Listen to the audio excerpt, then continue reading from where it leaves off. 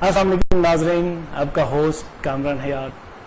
اسلام اور اصلاح ایک ایسا موقف ہے کہ ہمیں آج کے معاشرے میں اسلامی اصلاح کیسے کرنی چاہیے، اس کے اوپر ہمارے بے شمار پروگرام، ہمارے ساتھ بہت سارے مذہبی اسکالرز ہمارے چینل پہ تشریف لائے، انہوں نے اپنے موقف کو بیان کیا، بہت سارے سیاسی شخصیات بھی آئے، ہم نے بزنس جو پرسنز ہیں ان کو بھی یہاں پہ مدعو کیا اور ان سے اسلامی اصلاح کی بات کی، جس پر ہم نے آپ کو موقف سے آگاہ کیا۔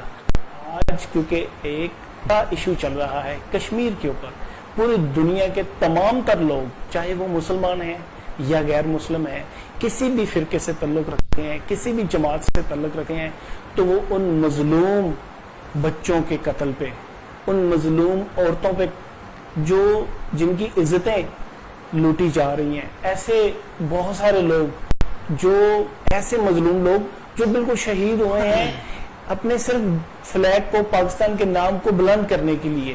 آج جو ہمارے ساتھ مہمان شخصیت ہیں ان سے ہم کشمیر کے ٹاپک پہ بات کریں گے۔ بڑے نامور مذہبی اسکالر ہیں مولانا محمد اقبال فاروقی صاحب۔ السلام علیکم۔ وعلیکم السلام ورحمۃ اللہ۔ انہی کے ساتھ ہمارے ساتھ ایک بہت خوبصورت شخصیت، بہت اعلیٰ نعت خان، انہوں نے ماشاءاللہ اپنے کلام کا کیسے آغاز کیا، ان سے جانیں گے، اور بڑی اعلیٰ نعت پڑھتے ہیں، اور ایک نعت ان کی بڑی مشہور ہے، آج ان سے ان کا یہ کلام بھی سنیں گے۔ محمد احمد الحسینی صاحب، السلام علیکم۔ وعلیکم السلام۔ آپ دونوں مہمانوں کو اپنے چینل پہ خوش آمدید کہتے ہیں۔ بہت شکریہ۔ آپ دونوں کا میں بہت مشکور ہوں، اپنے قیمتی وقت میں سے آپ ٹائم نکال کے آج ہمارے پاس تشریف لائے۔ سب سے پہلے میں مولانا آپ سے، کیونکہ آپ مذہبی اسکالر ہیں، کشمیر کا ٹاپک بڑا اہم چل رہا ہے، تو اس پہ میں آپ سے ایک موقف جاننا چاہ رہا ہوں کہ پاکستان کے وزیر اعظم عمران خان صاحب نے آج جو کال دی تھی پورے ملک میں، اور اس پہ احتجاج ریکارڈ کروائے گئے، اور پورے ملک میں تمام تر لوگوں نے غیر تعصب اور بغیر کسی جماعتی یا بغیر کسی فرقہ وارانہ اس صورتحال سے ہٹ کر، تمام تر میں نے آج دیکھتا رہا ہوں ڈیفرنٹ ٹی وی چینلز، ہر جگہ پہ احتجاج کروایا گیا۔ کیا موقف ہے آپ کا اس پہ؟ نحمد و نصلی علی رسول الکریم، بسم اللہ الرحمن الرحیم۔ ان اللہ لا یغیر ما بقوم حتی یغیروا ما بانفسہم۔ علامہ اقبال رحمۃ اللہ علیہ نے اس کا ترجمہ بڑا خوبصورت کیا ہے۔ خدا نے آج تک اس قوم کی حالت نہیں بدلی، نہ ہو جس کو خیال خود اپنی حالت کے بدلنے کا۔ تو ہم نے چونکہ ماضی میں اس حوالے سے کوئی پلاننگ نہیں کی، جو قومیں اپنا پسینہ بچاتی ہیں تو پھر انہیں اپنا خون بہانا پڑتا ہے۔ بالکل ٹھیک ہے۔ ہماری تاریخ گواہ ہے کہ انسانی اور اسلامی تاریخ دونوں میں جو بھی مقتدر شخصیات، حضرات انبیاء علیہ الصلوۃ والسلام اور ان کے ماننے والے اصحاب، انہوں نے کبھی بھی اپنے لیے راحت کا راستہ تلاش نہیں کیا، بلکہ ایک کتاب باقاعدہ اس پر لکھی گئی ہے کہ صحابہ کرام نے جو دنیا فتح کی اور پوری دنیا میں اسلام کو جو غالب کیا، اس کی وجہ ایمان کے بعد صرف اور صرف ایک تھی کہ وہ جفاکش لوگ تھے۔ جو قوم جفاکشی کا راستہ اختیار کرتی ہے، مشکلات سے لڑنا جانتی ہے اور سخت ترین حالات کا مقابلہ کرنا جانتی ہے، تو وہ قوم اس کو کوئی شکست نہیں دے سکتا۔ تقریباً ہم انہی حالات سے گزر رہے ہیں۔ ایک ہمارا تشخص اسلامی حوالے سے کہ پوری امت مسلمہ کی نظریں الحمدللہ پاکستان پر ہیں کہ پاکستان پہلی اسلامی ایٹمی قوت ہے۔ یہ ملک کلمے کی نسبت سے بنایا گیا، جس کی وجہ سے یہ سارے لوگ ہمارے اوپر دیکھ رہے ہیں۔ تمام تر دنیا میں بے شمار کتنے ملک ہیں جو اسلامی کے، لیکن کسی کی توجہ نہیں ہے، تو ہمارے اوپر ہی توجہ ہے۔ تو اس پہ آپ کیا کہیں گے؟ میں وہی بات کے احتجاج کر رہا ہوں کہ پاکستان صرف ایک ملک نہیں ہے، بلکہ پورے عالم اسلام کا ایک نمائندہ ریاست ہے، اور اس کی بنیاد کلمے پر ہے۔ جو بھی کلمہ گو ہے لا الہ الا اللہ محمد رسول اللہ، جس نے بھی پڑھا ہے وہ پاکستان کو اپنا وطن سمجھتا ہے۔ اور ویسے بھی امت مسلمہ کو ان تفرقوں میں نہیں پڑھنا چاہیے، یہ سرحدات کا زیادہ خیال نہیں کرنا چاہیے، بلکہ علامہ اقبال نے تو بڑی خوبصورت بات کی ہے کہ اخوت اس کو کہتے ہیں کہ چبھے کانٹا جو کابل میں تو دلی کا مسلمان بے چین ہو جائے۔ آج دلی والوں کے ساتھ کیا بیت رہی ہے. پہلے اندرون ہندوستان میں مسلمانوں پہ ظلم ہوا, گائے کے نام پہ گائے کو ذبح کرتے ہیں, پھر انہوں نے اس وقت بھی بہت سارے لوگ خاموش رہے. اگر اس وقت مسلمان اپنے ایجنڈے کو کھڑا کرتے تو شاید آج کشمیر پہ اتنا ظلم نہ ہوتا. جی بالکل. ہماری جو چند لمحات کی خاموشی ہے وہ صدیوں کا نقصان کر جاتی ہے. اگر ہم اس وقت اپنی آواز بلند کرتے اور مؤثر جواب دیا جاتا تو آج ہندو جو میرا خیال میں عسکری حوالے سے میدان میں اتنا زیادہ نہ تو اس کی تاریخ ہے اور نہ ہی کوئی وہ بہادر قوم شمار ہوتی ہے, ان میں اتنی جرأت نہ ہوتی. سارے لوگوں کو تو ہم غلط نہیں کہہ سکتے, ان میں کچھ انصاف پسند اور اچھے لوگ بھی گزرے ہیں جنہوں نے امن کا درس دیا ہے. لیکن یہ جو موجودہ پارٹی ہے, مودی کی جماعت, RSS اور اس طرح کی جو یہ انتہا پسند لوگ, یہ اپنی سابقہ روایات کو بھی خراب کر رہے ہیں. یہ کسی آئین کو بھی نہیں مانتے, جیسا کہ وزیر اعظم پاکستان نے آج اپنی تقریر میں کہا ہے کہ یہ لوگ تمام قوانین سے, عالمی قوانین ہوں یا ملکی قوانین ہوں, یہ کسی چیز کو نہیں مانتے. تو ایسے جنونیوں کا علاج میرا خیال میں وہ عسکری قوت کے علاوہ ممکن نہیں ہے. جب کوئی حد کراس کر جائے اور ضد اور اناد کی بنیاد پہ وہ دوسروں کو زندگی کھیلنا شروع کر دے تو اس کا پھر سختی سے جواب دینا ضروری ہو جاتا ہے. جنگ مسئلے کا حل نہیں ہے. جنگ حضور اکرم صلی اللہ علیہ وسلم نے منع فرمایا, مانگنی نہیں چاہیے. لیکن حضور اکرم صلی اللہ علیہ وسلم نے بار بار یہ دعا فرمائی, اللہم انی اعوذ بک من الجبن, یا اللہ میں بزدلی سے پناہ مانگتا ہوں. لیکن آپ کی زندگی ساری جو ہے وہ جنگ میں گزر گئی. کچھ مکہ کے اندر آپ نے جنگ کی تیاری فرمائی, صحابہ کی جماعت تیار فرمائی. پھر مدینہ میں تشریف لانے کے بعد آپ 62 سال کی عمر میں اتنا لمبا سفر کیا آپ نے, تب کا 1000 میل کا سفر فرمایا. اور آپ جہاں بھی نے ہلکا سا بھی خدشہ ظاہر کیا بغاوت کا تو وہاں آپ پہنچے اور بغاوت کو کچل کے رکھ دیا. پھر اصحاب رسول صلی اللہ علیہ وسلم, خلفائے راشدین نے بھی اسی طرز کو اختیار کیا ہے. اگر آج ہم اس راستے کو اختیار کر لیں تو میرا خیال میں ہمیں احتجاج کی ضرورت بھی نہیں پڑے گی. اگرچہ احتجاج وہ ہمارا حق بھی ہے اور اس سے ان ہمارے بھائیوں کو جن پر یہ ظلم ڈھائے جا رہے ہیں ان کے لیے تھوڑا سا حوصلہ بھی اس سے پیدا ہوتا ہے, اور وہ سمجھتے ہیں کہ دنیا اس وقت ہمارے لیے کچھ نہ کچھ بیداری کے راستے پر گامزن ہے. تو لیکن یہ بہرحال مسئلے کا حل نہیں. ایسے جنونیوں کا علاج میدان میں ہوگا, جہاد سے ہوگا.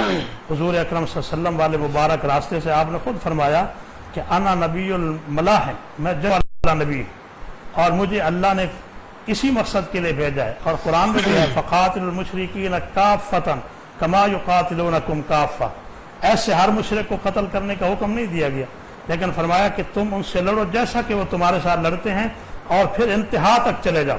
کافہ کا مطلب یہ ہے کہ جس طرح وہ حدود کا خیال نہیں کر رہے اس طرح آپ بھی ان کے ساتھ انتہا تک چلے جائیں.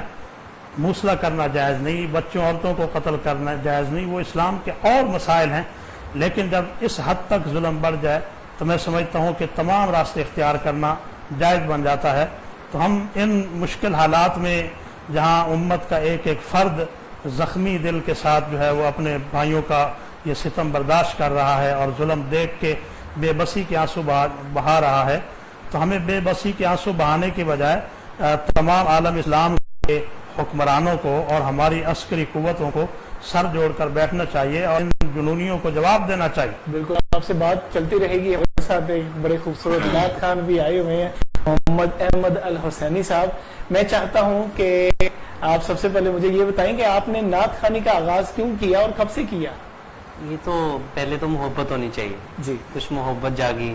لیکن جو نعت نہیں پڑھتے محبت تو ان کو بھی ہے. ان کو تو ہے, مگر مطلب کہ اظہار کیا میں نے محبت کا. ہر کوئی اپنے انداز سے کرتا ہے, تو میں نے اس کا اظہار آپ صلی اللہ علیہ وسلم کی تعریف کرتے ہوئے کیا کہ مجھے آپ صلی اللہ علیہ وسلم سے کتنی محبت ہے, اور اللہ تعالیٰ زندگی کی آخری سانس تک اسلام کے ساتھ جوڑے رکھے. اور یہ شوق ایسے پیدا ہوا کہ بس وہ ہر وقت نعتیں سننی تھی. دینی گھرانے سے ایک تعلق تھا میرا, تو کچھ ایسے ویسا دنیا داری کچھ ایسا ذہن میں بھی نہیں تھا. تو بس وہ پھر ایک ایسی بیس بنی, تو اس کے بعد یہ ہم بس میں اسی لائن پہ چل پڑا, اور نعت خوانی کا جو ہے یہ شعور یہ دل میں جاگا. اور پھر میں نے تعلیم کے ساتھ ساتھ چلا یا تعلیم مکمل کر کے؟ تعلیم کے ساتھ ساتھ ہی چلا، اور تعلیم کی تو مدت میں سمجھتا ہوں پوری ہو گئی ہے، باقی نعت خوانی الحمدللہ چل رہی ہے اللہ تعالیٰ۔ تو آج ہمیں ایک کوئی خوبصورت سا حمد جو ہے آپ، میں آپ کو حمد سناتا ہوں، ایک بہت خوبصورت ہے، سماعت کیجیے گا۔ اے میرے مولا مولا مولا، اے میرے مولا مولا مولا، اے میرے مولا مولا مولا، اے میرے مولا مولا مولا، پروردگار عالم تیرا ہی ہے سہارا، پروردگار عالم تیرا ہی ہے سہارا، تیرے سوا جہاں میں، تیرے سوا جہاں میں کوئی نہیں ہمارا، اے میرے مولا مولا مولا، اے میرے مولا مولا مولا، تیرے شان کے ہو لائق فسنا کہاں سے لاؤں، تجھے آئے پیار جس پہ وہ ادا کہاں سے لاؤں، تیرے شان کے ہو لائق وہ ثنا کہاں سے لاؤں، تجھے آئے پیار جس پہ وہ ادا کہاں سے لاؤں، تیرے آستاں سے اٹھو تو میں جاؤں کس کے در پہ، تیرے آستاں سے اٹھو تو میں جاؤں کس کے در پہ، کوئی بے مثال تجھ سا میں خدا کہاں سے لاؤں، اے میرے مولا مولا مولا،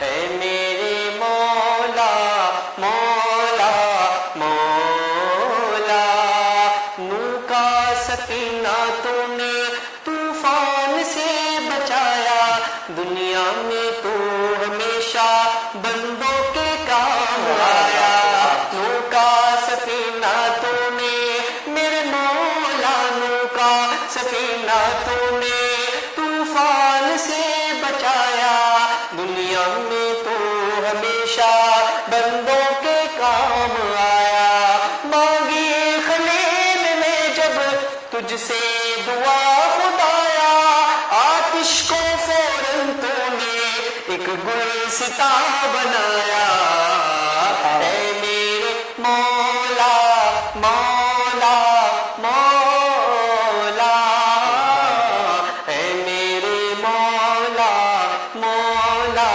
مولا۔ کیا سبحان بات، اللہ، ماشاء اللہ، بہت اعلیٰ کلام اور بہت خوبصورت حمد اور بڑا خوبصورت انداز، بہت شکریہ۔ ماشاء اللہ۔ مولانا بات چل رہی تھی کشمیر پہ امن و امان کی صورتحال کو خراب کر کے اور کرفیو نافذ کر کے یہ کشمیری عوام کے اوپر اس وقت سخت ترین جو ہے ظلم کیا جا رہا ہے، لوگوں کے پاس کھانے کو نہیں ہے، لوگوں کے پاس میڈیسنز نہیں ہے، لوگوں کو بالکل اپنے گھروں میں محصور کر کے قید کر دیا گیا ہے، تو اس کا راہ عمل کیا ہونا چاہیے؟ یہ کوئی سب کچھ اچانک نہیں ہوا، جی بلکہ پوری پلاننگ سے ہوا ہے، اور یہ مودی نے پچھلے دور میں بھی یہ باتیں کی تھیں، اور الیکشن کے دوران بھی اس نے یہی ایجنڈا سامنے رکھا تھا کہ میں کشمیریوں سے کشمیر لے لوں گا، اور اس وقت ان کا جو ایجنڈا ہے وہ یہ ہے کہ کشمیر چاہیے، کشمیری نہیں چاہیے، وہ کشمیریوں کے بغیر کشمیر لینا چاہتے ہیں، اور اس کے لیے وہ تمام جو ہے ہتھ کنڈے استعمال کر رہے ہیں۔ تو ظاہر بات ہے کہ ظلم کا جواب جو ہے وہ خاموشی سے بھی نہیں ہوتا اور نہ ہی نرم باتوں سے ہوتا ہے، اس کے لیے پوری کچھ وہ قوتیں ہیں، اقوام متحدہ ہے اور اس طرح بڑے جو فورم ہیں وہاں پر بھی آواز بلند کرنی چاہیے، اور انہیں بھی چاہیے کہ وہ انسانی حوالے سے کشمیریوں کا ساتھ دیں۔ دنیا میں کہیں بھی اگر مسلمانوں کے علاوہ کسی کے ساتھ زیادتی ہوتی ہے تو پوری دنیا چیخ اٹھتی ہے۔ اب وہاں پہ یہ ہیومن رائٹس کی تنظیمیں کہاں ہیں, انسانی حقوق کے نعرے لگانے والے کہاں ہیں, چھوٹی چھوٹی باتوں پہ اسلام آباد میں ریلیاں نکالنے والی وہ عورتیں کدھر گئی ہیں؟ اب انہیں چاہیے کہ پوری دنیا میں جو ہے وہ آواز بلند کریں, اور مسلمانوں کو بھی چاہیے کہ وہ اس میں کردار ادا کریں. ظاہر بات ہے کہ بچے, عورتیں اور وہ لوگ جو جنگ کے قابل نہیں ہیں اور وہ مزاحمت بھی نہیں کر رہے, ان کو گھر بیٹھے ہوئے لوگوں کو ستانا اور اس طرح ظلم کرنا نہ مذہبی حوالے سے اس کی اجازت ہو سکتی ہے اور نہ ہی انسانی حوالے سے اس میں کوئی گنجائش ہے.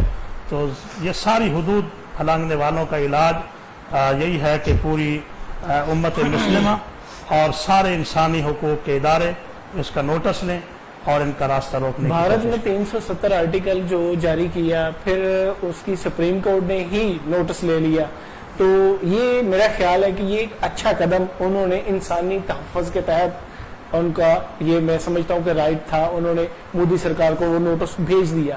لیکن یہ 370 آرٹیکل جو انہوں نے جاری کیا, یہ تو تمام تر حدیں کراس کر کے انہوں نے کمپلیٹ کر دیا کہ جی اب ہم جارحیت پہ اتر آئے ہیں اور ہم مسلمانوں کو, اس سے پہلے انہوں نے سب پہلے جو مسلمانوں کو تنگ کرنا شروع کیا, مسلمانوں کی عزتوں کو پامال کیا اپنے ہی ملک میں, پھر یہ تو انتہا کر دی 370 کا آرٹیکل نوٹس جاری کر کے. اب اس کے اوپر آپ کیا سمجھتے ہیں کہ ان کا یہ اچھا فیصلہ ہے یا ان کی جو حکومت ہے ان کو اس پہ نظر غور کرنا چاہیے؟ دیکھیں جی, وہ اپنی سپریم کورٹ اور اپنی عدلیہ کے قوانین کو ہوا میں اڑا رہے ہیں. جی, جب پہلے ہائی کورٹ نے بھی فیصلہ دیا ہے کہ کشمیر جو ہے اس کی خود مختاری پر کوئی کمپرومائز نہیں کیا جائے گا, پھر سپریم کورٹ بھی اس کا نوٹس دے رہی ہے, اس کے باوجود بھی ان کے ظلم اور تشدد میں کمی نہیں آ رہی. تو اس کا مطلب یہ ہے کہ یہ کسی قانون کو نہیں مانتے, وہاں جنگل کا قانون چاہتے ہیں, اور جنگلی درندوں کے لیے تو پھر علاج وہی ہے جو میں بار بار عرض کر رہا ہوں کہ ہمارے پاس بہت سارے مذہبی حوالے سے جتنے بھی لوگ ہیں وہ الجہاد کے اوپر اب بات کر رہے ہیں.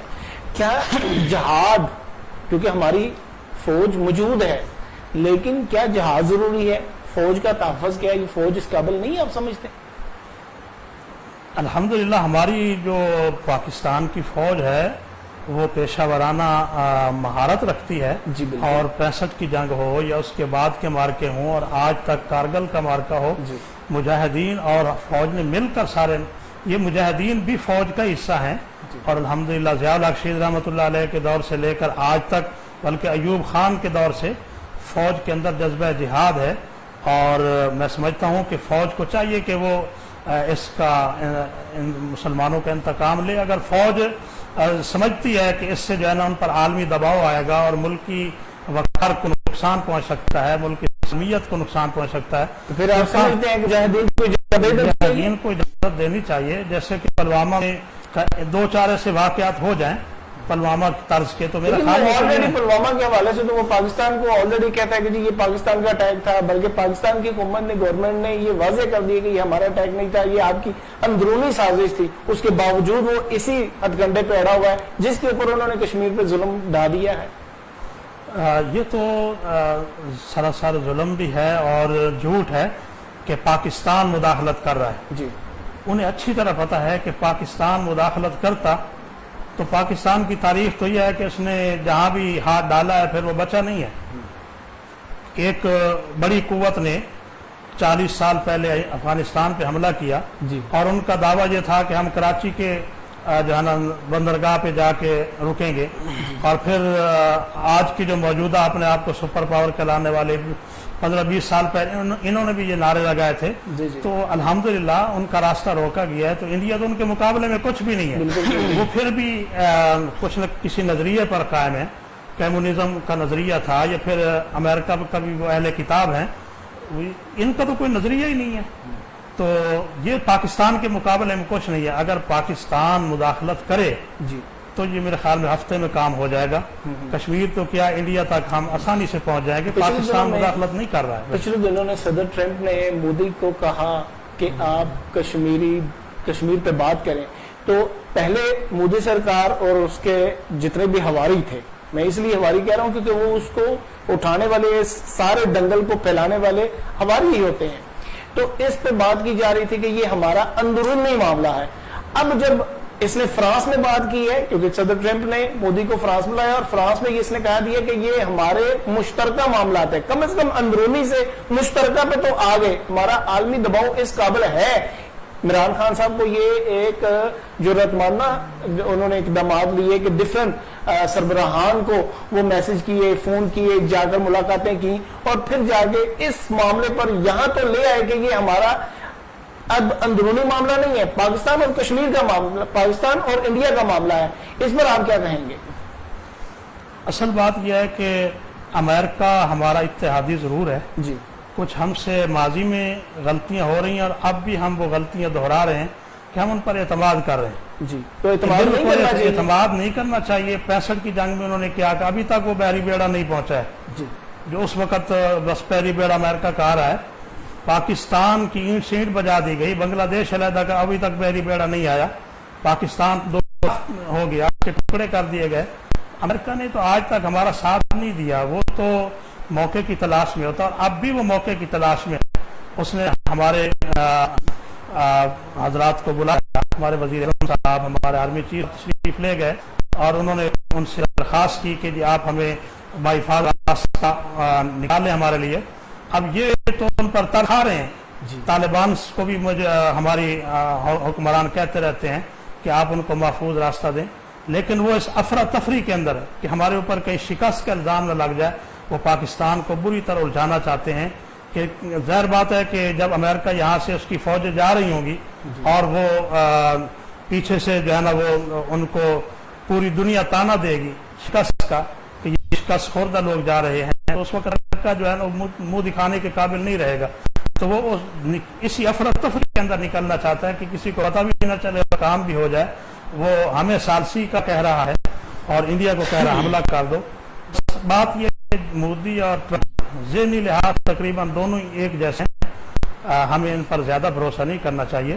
وہ اپنی جان چھڑانے کے لیے پاکستان کو پھنسانا چاہتے ہیں۔ اگر آپ ایک طرف کہتے ہیں کہ مودی سرکار اور وہ ٹرمپ ایک طرف ہے، تو ہمارے جو دبئی میں ایوارڈ دیا گیا مودی کو، پھر ہمارے سربراہان جو اسلامک کنٹری سے ریلیٹڈ ہے، پھر ہمارے ساتھ وہ بھی تو نہیں ہے، پھر آپ اس کے اوپر کیا کہیں گے؟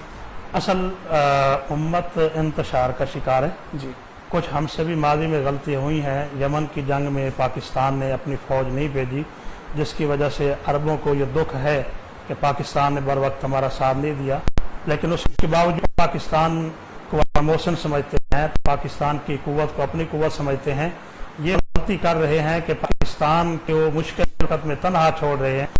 تو میں سمجھتا ہوں کہ سیاسی والے سے ان کی غلطی ہے، باقی کاروباری حوالے سے اگر وہ سمجھ رہے ہیں کہ ہماری مجبوری ہے یا وہ انہیں دکھ ہے 4 سال پہلے والا کہ پاکستان نے فوج نہیں بھیجی تھی، تو انہیں چاہیے کہ وہ یہ مشکل وقت میں پاکستان کا ساتھ دیں اور اس سے ایوارڈ واپس لے لیں یا کم از کم آئندہ ایسی حرکت نہ کریں۔ اس سے تو امت کا سر شرم سے جھک گیا ہے کہ حضور اکرم صلی اللہ علیہ وسلم نے واضح طور پر منع فرمایا، من وقر صاحب بدعۃ فقد اعان علی حرب الاسلام، حدیث شریف ہے۔ حضور اکرم صلی اللہ علیہ وسلم نے فرمایا جس نے کسی بدعتی کی تعظیم کی اس نے اسلام کے گرانے میں مدد کی۔ یہ تو بدعتی نہیں، مشرک ہے۔ بدعتی اس کو کہتے ہیں کہ جو مسلمان ہو اور اسلام کے اندر کوئی نئی چیز داخل کر دے، جی جی اس کو بدعتی کہتے ہیں۔ کم از کم اس کو کافر اور مشرک نہیں کہہ سکتے، بدعتی اور حضور صلی اللہ علیہ وسلم فرمایا جانا یہ تو اس سے اگلا سٹیج ہے، یہ تو مشرک ہے۔ پھر مشرک کی تعظیم کر کے پھر ایسے وقت میں اس کی تعظیم کی جا رہی ہے کہ جب وہ ہٹلر کی یادیں تازہ کر رہا ہے، ہلاکو اور چنگیز خان کی یادیں تازہ کر رہا ہے۔ میں سمجھتا ہوں کہ انہوں نے یہ غلط وقت کا انتخاب کیا ہے، یہ مناسب نہیں تھا ان کے لیے۔ بہرحال اگر انہوں نے کر لیا ہے تو اب بھی انہیں چاہیے کہ وہ اس غلطی کی تلافی کریں اور پاکستان کا ساتھ دیں۔ پاکستان صرف ایک خطے کا نام نہیں، پورے عالم اسلام کا ایک الحمدللہ نمائندہ ہے اور مشکل وقت میں پاکستان ان کے ساتھ دیتا ہے۔ جی آپ سے بات ہوتی رہے گی۔ ہمارے ساتھ محمد احمد الحسینی ہے۔ آج بڑے احمد صاحب آپ خاموش بیٹھے ہیں کیونکہ اس وقت ملک میں افراتفری ہے، تو آپ اپنے نعتیہ کلام سے کچھ ایسی نعت سنائے کہ جس میں لوگوں کا ایمان تازہ ہو جائے۔ سبحان ہمارے ایک شاعر گزرے ہیں سید امین گیلانی شاہ صاحب رحمۃ اللہ علیہ، ان کا ایک کلام ذہن میں آ رہا ہے تو وہ میں آپ کو سناتا ہوں. جی جی اور اگر آپ کہتے ہیں دکھ کے موقع پر کچھ ایسا پڑھا جائے جی جی تو پھر میرے شیخ ہیں حضرت سید نفیس شاہ صاحب رحمۃ اللہ علیہ، آپ سے اللہ دونوں کے سنتے ہیں، درجات کو بلند ان کو بھی فرمائے. سنتے ہیں. تو میں وہ کشمیریوں کی یاد تازہ کرنے کے لیے جی ان جی، کا وہ جو پہلے دکھ نعت- درد ہے ان میں ہم برابر کا شریک ہو جائیں تو وہ میں پڑھوں گا. بس ایک پہلے نعت نعت- کے جی. میں آپ کو امین گیلانی شاہ صاحب کا کلام ہے، سنیے گا. درود ان کے لیے ہے، سلام ان کے لیے، درود ان کے لیے ہے، سلام ان کے لیے، درود ان کے لیے ہے، سلام ان کے لیے، تمام افضل والا مقام ان کے لیے، تمام افضل والا مقام ان کے لیے، امین و قاسم و صادق محمد آمد،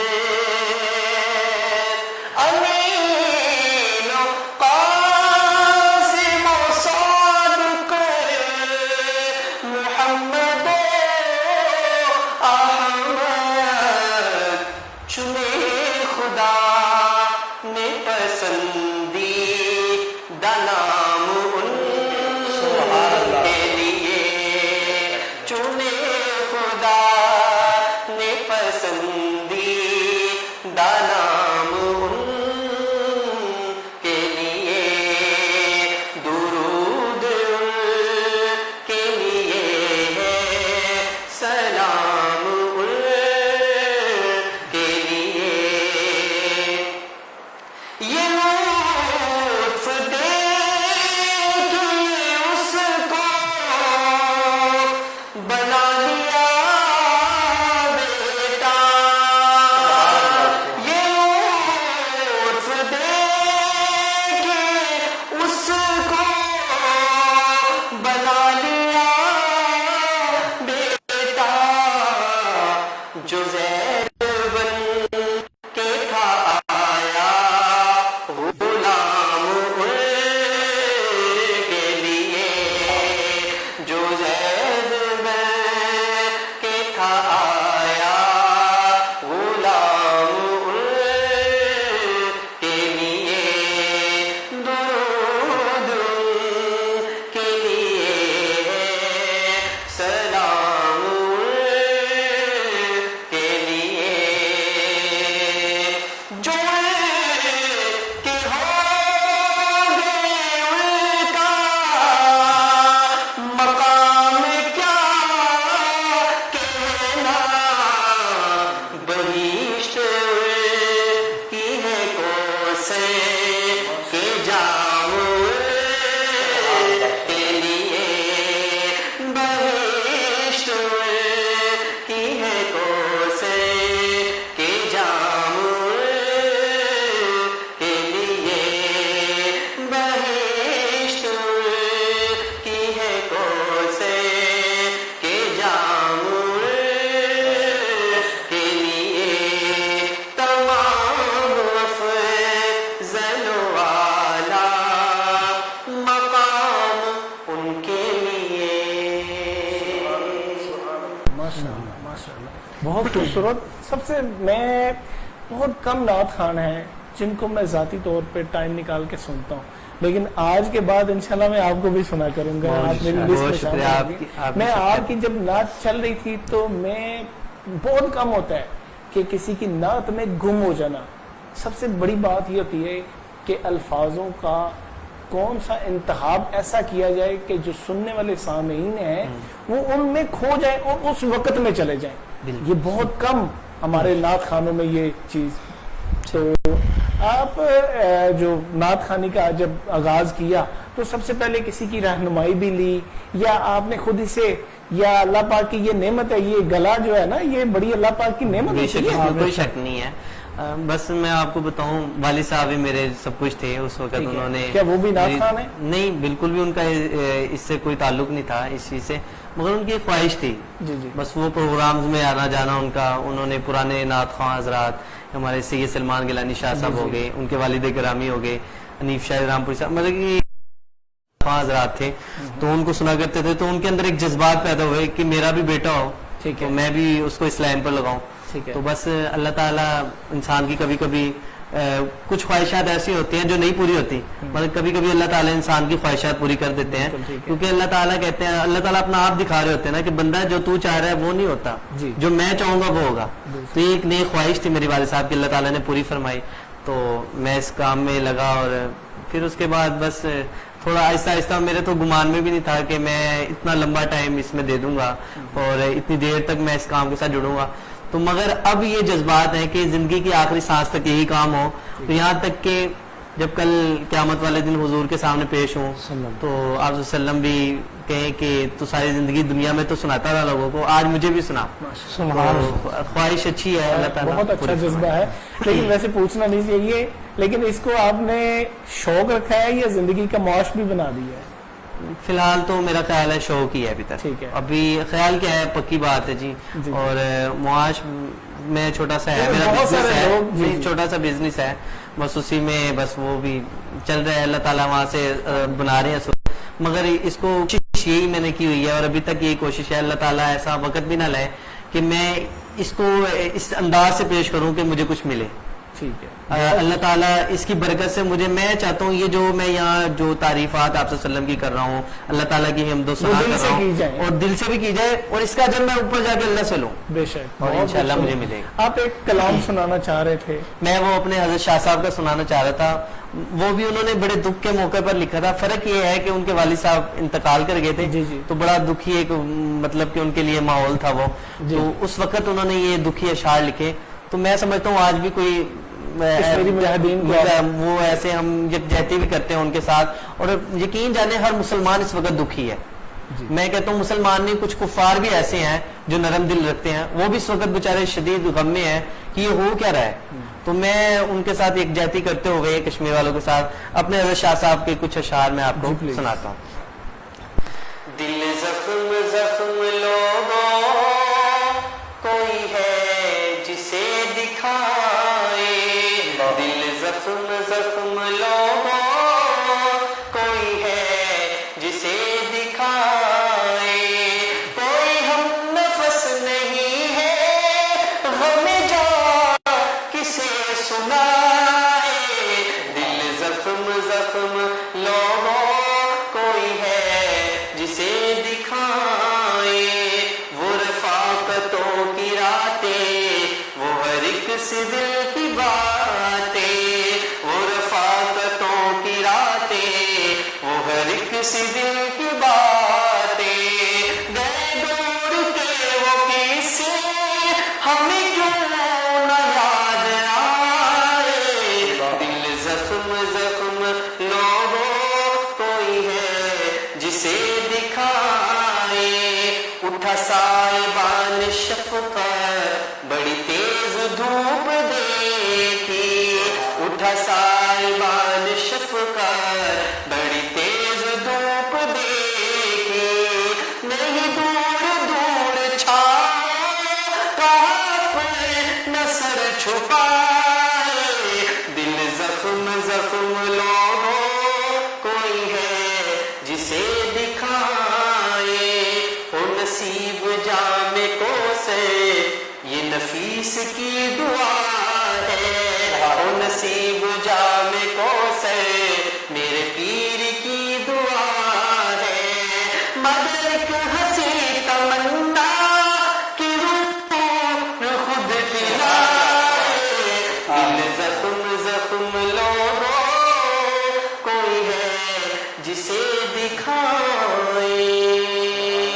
مجھے ایک ہمت یاد آ رہی ہے، وہ بھی کچھ جو وقت آ گیا نا اس وقت، جی جی تو میں چاہتا ہوں ایک دو شعر آپ کو اس کے سناتا ہوں. گر وقت آ پڑا ہے مایوس کیوں کھڑا ہے اللہ بہت بڑا ہے اللہ بہت بڑا ہے. گر وقت آ پڑا ہے مایوس کیوں کھڑا ہے اللہ بہت بڑا ہے اللہ بہت بڑا ہے. یہ خون دیکھ سوکا رائے گائے گانا ہم دیکھے یا نہ دیکھے دیکھے گئے زمانہ. اٹھے گی کوئی چنگاری انڈیا والوں اٹھے گی کوئی چنگاری آئے گی ان کی باری اٹھے گی کوئی چنگاری آئے گی ان کی باری. قدرت کا فیصلہ ہے اللہ بہت بڑا ہے. گئے وقت آ پڑا ہے مایوس کیوں کھڑا ہے اللہ بہت بڑا ہے اللہ بہت بڑا ہے. مانا کہ ظلمتوں کے ہر سمت ہے بسیرے لیکن کبھی تو ہوں گے انصاف کے سویرے. اٹھے گی کوئی چنگاری آئے گی ان کی باری اٹھے گی کوئی چنگاری آئے گی ان کی باری. قدرت کا فیصلہ ہے اللہ بہت بڑا ہے. گر وقت آ پڑا ہے مایوس کیوں کھڑا ہے اللہ بہت بڑا ہے اللہ بہت بڑا ہے. بہت خوبصورت انداز. بہت سارے میں نے بتایا نا کہ میں بہت کم لوگ ہیں جن کو بڑی توجہ سے سنتا آپ کی ہوں شفقت. اور آپ نے ماشاءاللہ بڑا خوبصورت انداز پیش کیا. حضرت واپس میں آپ کی طرف آتا ہوں. میرا آخری آپ سے یہ کہ کوشچن ہے. بہت سارے ہمارے علماء دین کا درس دیتے ہوئے امن و امان کی صورتحال کو بہتر کرنے کے لیے امن کا درس دیتے ہیں. اس کے اوپر کیونکہ حضور نبی کریم صلی اللہ علیہ وسلم نے بھی ارشادات فرمائے امن کے درس دیا کیونکہ اسلام تلوار سے نہیں امن سے اور اخلاقیات سے پھیلا. آپ کیا کہتے ہیں کہ ان لوگوں کو کیسے آپ پرامن رہ کر آپ کیا پیغام دینا چاہتے ہیں کہ پرامن رہ کے ہم اس مسئلے کو حل کر لیں؟ کیا یہ تلوار سے حل ہوگا یا اب ٹیبل ٹاک ہوگی؟ بسم اللہ الرحمن الرحیم. میں سمجھتا ہوں کہ اس جو آپ نے فرمایا امن کے حوالے اسلام سلامتی اور ایمان امن سے. جی یہ سلامتی اور امن والا دین ہے. اس میں کسی پر ظلم نہیں جاتا حتیٰ کہ کسی کو جبراً اسلام میں داخل کرنے کی اجازت بھی نہیں. لا اکراہ فی الدین. جی لیکن اسلام میں داخل ہونے کے بعد کچھ قوانین ہیں ضابطے ہیں قانون ہمیں اس کے مطابق چلنا پڑتا ہے اور اس میں ہماری آئیڈیل حضور اکرم صلی اللہ علیہ وسلم کی ذات گرامی ہے. آپ صلی اللہ علیہ وسلم نے مکہ میں رہ کر کوئی جہاد کی بات نہیں کی. جی آپ کو ستایا گیا. طائف میں آپ کو بہت زیادہ تکلیفیں دی گئیں. آپ کے صحابہ کی آپ کی آنکھوں کے سامنے شہید کر دیا گیا. حضرت بلال رضی اللہ عنہ پہ ظلم ہو تو بعض صحابہ آپ کی خدمت میں حاضر ہوئے اور کہ یا رسول اللہ صلی اللہ علیہ وسلم آپ ہمیں اجازت دیں یہ ظلم کب تک آخر ہم دیکھیں گے. جی تو آپ نے فرمایا کہ مجھے اللہ کی طرف سے کوئی ہدایات نہیں ملی کوئی حکم نہیں آیا میں کیسے لڑنے کی اجازت دے دوں. تو اس میں آیات اتری ام حسیبتم ان تدخلوا الجنہ تم نے یہ گمان کر لی کہ ایسے جنت میں داخل ہو جاؤ کہ پہلے لوگوں کی ہسٹری پڑھو. انبیاء علیہ الصلوۃ والسلام پہ کتنا ظلم آرے میں چیر دیا گیا اور ان کو ان کی اولادوں کو ان کے سامنے ذبح کر دیا گیا. بہت بے تحاشا ظلم ہوا. پھر حتیٰ کہ اتنا ظلم ہوا یقول الرسول رسول اور ان کے صحابہ یعنی حضور اکرم صلی اللہ علیہ وسلم اور آپ کے صحابہ اتنے ستا دیے گئے کہ کہنے لگے متى نصر اللہ اللہ کی مدد کب آئے گی. تو فرمایا الا ان نصر اللہ قریب خبردار اللہ کی مدد قریب ہے. یہ اللہ کی مدد کیا تھی؟ مفسرین کرام نے لکھا ہے کہ اللہ کی مدد یہ تھی کہ اللہ تعالیٰ نے مسلمانوں کو ہاتھ اٹھانے کی اور انتقام لینے کی اجازت دے دی. اذن للذین یقاتلون بانہم ظلموا. تو یہ جو جہاد ہے ایک بحث چلتی ہے اصول فقہ کے اندر حسن لعینی حسن لغیری. उलमा इकराम इसको अच्छी तरह जानते हैं। ये हसन लिआइन ही का मतलब यह है कि एक ऐसी चीज़ जिसके अंदर ज़ाती तौर पर हुसन है। जी जी इस्लाम के अंदर ज़ाती तौर पर हुसन मौजूद है, मगर ये जो इस्लाम का जिहाद का हुक्म है, इसको उलमा किराम ने हसन ली गैर ही कहा है कि ज़ाती तौर पर इस्लाम इस बात को पसंद नहीं करता कि किसी का घर गिराया जाए, किसी के बच्चों को कत्ल किया जाए, किसी का माल ले लिया जाए, लेकिन इस्लाम उस वक़्त इजाज़त देता है, फरमाया कि तुम उनसे लड़ सकते हो जैसे वो तुमसे लड़े, और उनको उसी तरह जवाब दे सकते हो जैसे उन्होंने तुम्हें घरों से निकाला। मतलब है कि इस्लाम बराबरी का दीन है। ईसाइयत के अंदर ये था, जो आज दुनिया में सबसे ज़्यादा जुल्म कर रहे हैं, उनके मज़हब में यह है कि भाई अगर एक तरफ कोई थप्पड़ मारे तो दूसरा गाल भी सामने कर दो। इस्लाम की तालीमात ये नहीं है। इस्लाम के अंदर यह है कि बराबरी के साथ अन्ना नफ्स बिन नफ्स वल आइन बिल आइन वल अनफ बिल अनफ, जैसा करो कोई आपके साथ करे उसके साथ वही सलूक होना चाहिए। अब बात यह है कि वो हमारे बच्चों को कत्ल कर रहे हैं, हमारी औरतों की बेइज्जती कर रहे हैं, हमारे मुल्कों को लूट रहे हैं और मचा रखा है, और हम अमन की बात करते हैं। इस्लामी तालीमात में ऐसी बात नहीं है। और हुजूर अकरम सल्लल्लाहु अलैहि वसल्लम ने आखिरी 10 साल कहाँ आप अमन से बैठे?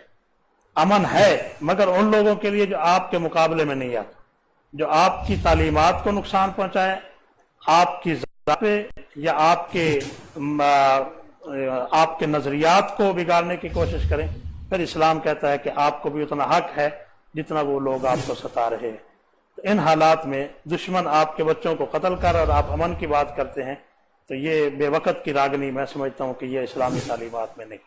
जी मैं दोबारा अहमद अल हुसैनी साहब की तरफ आता हूँ, और मैं चाहता हूँ कि खत्म नबूवत का कलाम जो आप बड़ा खूबसूरत पढ़ते हैं, तो आज हमें खत्म नबूवत के कलाम से भी सुनाए। नाज क्यों करना करे आपसे निस्बत वाले, नाज क्यों करना करे आपसे निस्बत वाले, नाज क्यों करना करे आपसे निस्बत वाले, लोग कहते हैं हमें खत में नबूवत वाले, लोग कहते हैं हमें खत में नबूवत वाले, जिनको है खत में नबूवत की हिफाजत का जुनून, जिनको है खत में नबूवत की हिफाजत का जुनून, कसम अल्लाह की लोगे किस्मत वाले, कसम अल्लाह की लोगे किस्मत वाले, याद तो होगा तुम्हें सारे फिल्मों निकली, याद तो होगा तुम्हें सारे फिल्मों निकली, गर्व झूठे हुए और पार सदाकत वाले, गर्व झूठे हुए और पार सदाकत वाले, ये कोई बात मेरी सारी है गद्दार वतन, ये कोई बात मेरी सारी है गद्दार वतन, क्यों समझते नहीं ये बात हुकूमत वाले, क्यों समझते नहीं ये बात हुकूमत वाले, और तेरे दुश्मन से नहीं रहता हुआ मैं जाऊं, तेरे दुश्मन से नहीं रहता हुआ मैं जाऊं,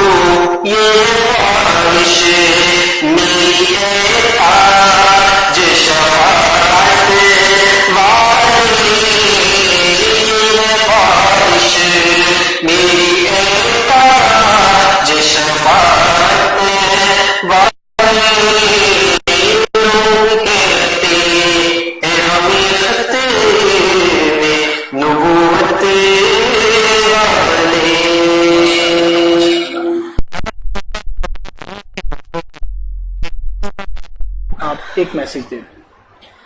میں پوری امت مسلمہ سے مؤدبانہ درخواست کروں گا کہ ختم نبوت ہمارے ایمان کی بنیاد ہے. اس حساس ترین مسئلے پر آپ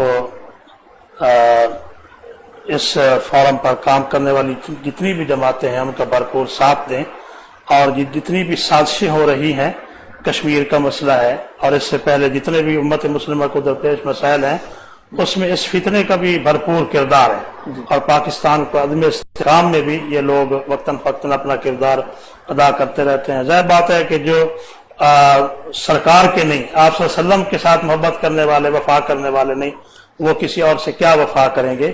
تو ان کے معاملے میں جو ہے وہ بھرپور اپنا اس کو معاملے کو حساسیت کو سمجھیں اور کام کرنے والوں کا ساتھ دیں. اللہ تعالی ہم سب کا حامی و ناصر. احمد الحسینی صاحب لاسٹ پہ آپ بھی ایک میسج.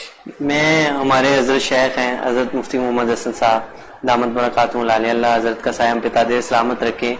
تو وہ ایک بات کہتے ہیں ان کی جو مصنوعات ہے ان کا بائیکاٹ کیا جائے. تو میں اپنے حضرت شیخ کی اس بات کو آپ کے سامنے رکھوں گا. ان کی جو مصنوعات ہے شیزان کی اور وغیرہ وغیرہ، ان سے بائیکاٹ کیا جائے اور اظہار محبت کیا جائے آپ صلی اللہ علیہ وسلم سے. ہم ان کے امتی ہیں، ہم نے ان کا کلمہ پڑھا ہے اور کیا کہتے ہیں ہم آپ صلی اللہ علیہ وسلم سے محبت کرتے ہیں، تو اس کا اظہار بھی تو ہونا چاہیے نا. تو اظہار اس طریقے سے کریں، ہم آپ صلی اللہ علیہ وسلم کے دشمنوں کی جتنی چیزیں ہیں ان سب سے بائیکاٹ کریں. بہت شکریہ. بہت شکریہ تمام مہمانوں کا، دونوں مہمانوں کا میں بہت مشکور ہوں. ناظرین، جس رستے سے حضرت موسیٰ علیہ السلام گزرے اسی رستے سے فرعون نے گزرنے کی کوشش کی. ہمیشہ راستے رہبر نہیں ہوتے، رہبر ہمیشہ رہنما ہوتے ہیں. ہمیں دین کی جو صحیح استقامت ہے وہ حضور نبی کریم صلی اللہ علیہ وسلم نے سمجھائی، اور انہوں نے صحابہ اکرام کو رضوان اللہ اجمعین کو سمجھایا، اور ہم اسی راستے سے آج یہاں تک پہنچے. ہم نے آج تک حضور نبی کریم صلی اللہ علیہ وسلم کو تو نہیں دیکھا، شاید بہت سارے خوش نصیب لوگ ہیں جن کے خواب میں بھی آئے، لیکن آپ صلی اللہ علیہ وسلم کی تعلیمات پر عمل کرتے ہوئے بہت سارے موقعوں پر جو اللہ پاک کے نبی نے محبت کے، اخلاقیات کے، جنگوں کے جو واقعات اور جتنے بھی معاملات پیش آئے، ہر جگہ ایک تاریخ نصب کی گئی ہے. اور میں یہاں پہ انڈیا والوں کو ایک پیغام دینا چاہتا ہوں کہ فرعون کا واقعہ سن لو، دیکھ لو. دوبارہ فرعون بننا ہے تو پاکستانیوں سے لڑ کے